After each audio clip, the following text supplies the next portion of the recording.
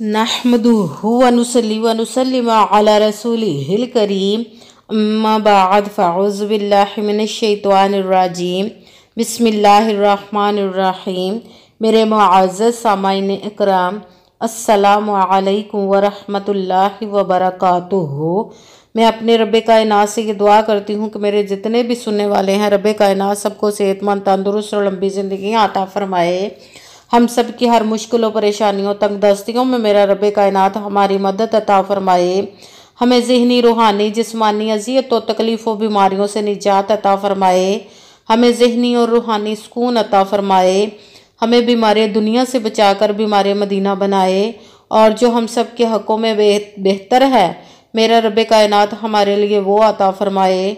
और जो हमारे हक़ों में बेहतर नहीं, उसका ख्याल भी हम सब के दिलों से निकाल दे और हम सबको अपनी रज़ा पर राज़ी रहने वाला बना दे। आमीन सुमा आमीन। माशाल्लाह से जो आज मैं आप लोगों को वजीफ़ा बताने लगी हूँ, ये फजर के बाद पढ़ने वाला वजीफ़ा है। और ऐसा वजीफ़ा है, इसमें ऐसी दुआ पढ़ी जाने वाली है कि जो कि अर्श को हिला देने वाली दुआ है। सिर्फ 11 बार पढ़ लें और जो भी रब्बे कायनात से आप मांगेंगे, रब्बे कायनात इंशाअल्लाह वल अज़ीज़ आपको अता फरमा देगा। इस वजीफ़े को, इस दुआ को अपनी फजर की नमाज के बाद रोज़ का मामूल बना दे।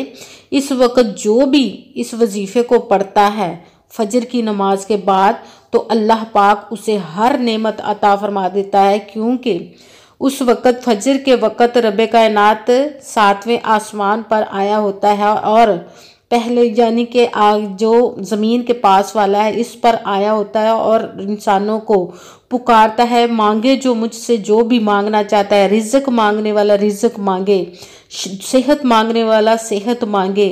अगर किसी भी मकसद, किसी भी हाजत के लिए उस वजीफ़े के इस वक्त हम इस वजीफ़े को पढ़ते हैं, तो रब्बे कायनात हमारी फ़ौरन उस हाजत को पूरा अता फरमा देता है, हर मकसद को पूरा अता फरमा देता है।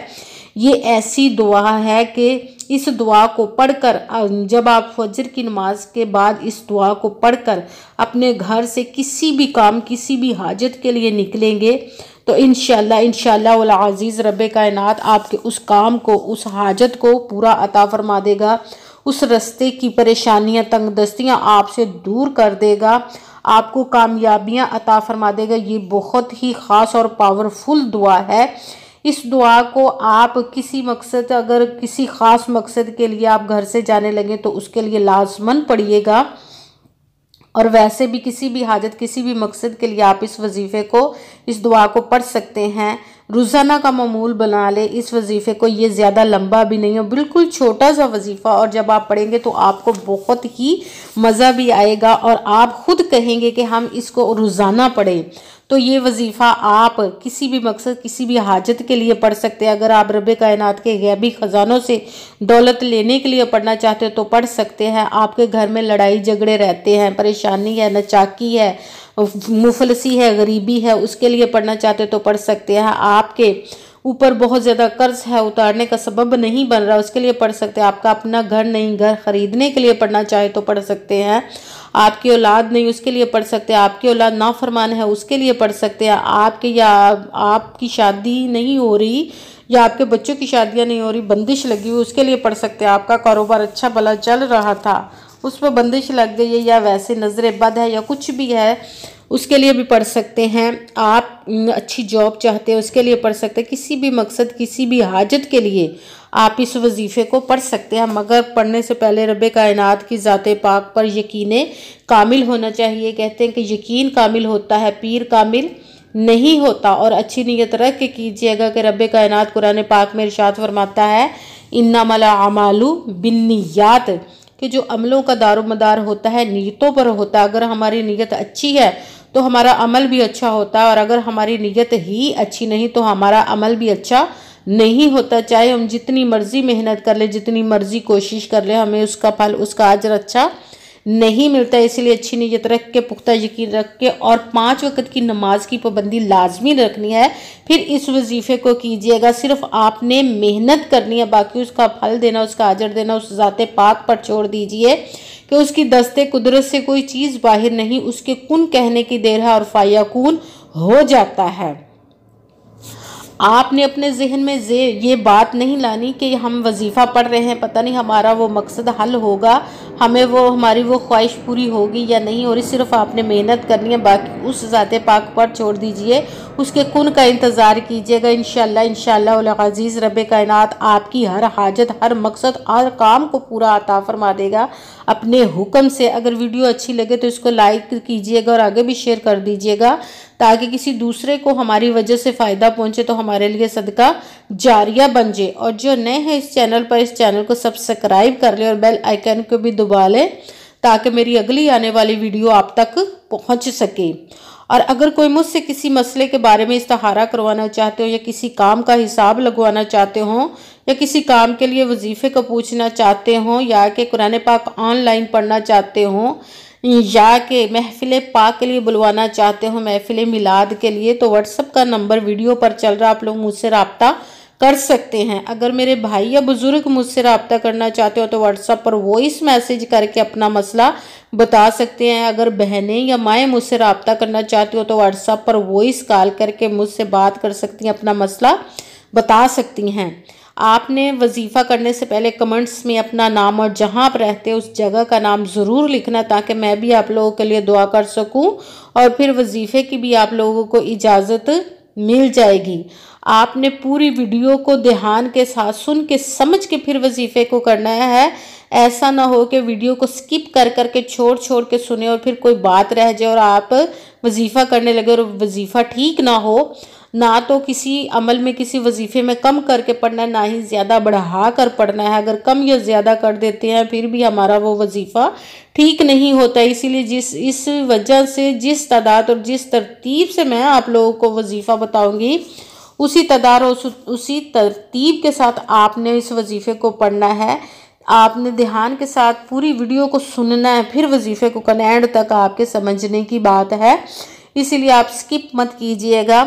आपने इस वजीफ़े को आपने फजर के वक़्त ही सिर्फ पढ़ना है। आप किसी भी जगह पर बैठ कर पढ़ सकते, किसी भी दिन पढ़ सकते, घर में, ऑफिस में, मदरसे में, मस्जिद में, यूनिवर्सिटी में, कहीं पे भी हैं आप पढ़ सकते हैं। मगर आपने बिल्कुल खामोशी, तवज्जो और सुकून के साथ पढ़ना है। वजीफ़े के दरमियान ना तो आपने किसी से बात करनी, ना ही उठना, ना ही फ़ोन इस्तेमाल करना है। बिल्कुल खामोशी, तवज्जो, सुकून के साथ वजीफ़े को करना। वजीफ़े के मुकम्मल होने के बाद ही आपने किसी से बात करनी, उठना या कि फ़ोन इस्तेमाल करना है। आपने किसी भी मकसद के लिए जब वजीफ़े को इसको करने लगे तो आपने सबसे पहले जब आप नमाज फजर से फारिग हो जाए, बिल्कुल दुआ मांग कर, उसके बाद एक मरतबा आपने दुरूद पाक पढ़ना। कोई सा भी दुरूद पाक पढ़ सकते हैं, मगर दुरूद इब्राहिमी जो नमाज में पढ़ा जाता है, एक मरतबा वो वाला दुरूद पाक पढ़ लेना है। फिर उसके बाद रब कायनात के एक इसम का वजीफ़ा करना है, वो है सुबहानल्लाह सुबहानल्लाह सुबहानल्लाह सुबहानल्लाह। इसको आपने 10 मरतबा 10 टाइम पढ़ना है। एक मरतबा सुबहान अल्लाह कह देने से जन्नत में आपके नाम का एक दरख्त लग जाता है। यहाँ पे हम 10 मरतबा पढ़ रहे हैं तो हमारे नाम के 10 दरख्त जन्नत में लग जाएंगे इंशाअल्लाह इंशाअल्लाह अज़ीज़।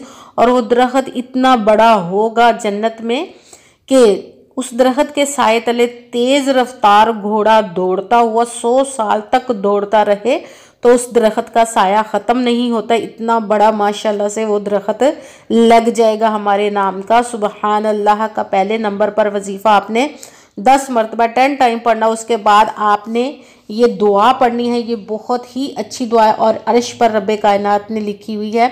ये रब कायनात को बहुत ही पसंदीदा दुआ है। इस दुआ को पढ़ने से किसी भी मकसद, किसी भी हाजत के लिए आप घर से निकल रहे हैं, अगर आप पर मुकदमा है तो आपके हक में फ़ैसला हो जाएगा। अगर आप जॉब लेने के लिए जा रहे हैं अच्छी जगह पर, उसके लिए भी इस वजीफ़े को पढ़ लीजिएगा। पहले आपने इस वजीफ़े को पढ़ना, फिर जाना है। और अगर आप कहीं रिश्ता करने के लिए जा रहे हैं या कहीं सफ़र के लिए जा रहे हैं, कारोबार नया शुरू करने के लिए कर रहे हैं, तो इस वजीफ़े को ज़रूर पढ़िएगा। इंशाअल्लाह इंशाअल्लाह अज़ीज़ आपको कामयाबी रब कायनात अता फरमाएगा। और दुआ ये है सुबहानल्लाहि व बिहम्दिही सुबहानल्लाहिल अज़ीम, सुबहानल्लाहि व बिहम्दिही सुबहानल्लाहिल अज़ीम, सुबहानल्लाहि व बिहम्दिही सुबहानल्लाहिल अज़ीम। इसको आपने 11 मरतबा 11 टाइम पढ़ना है।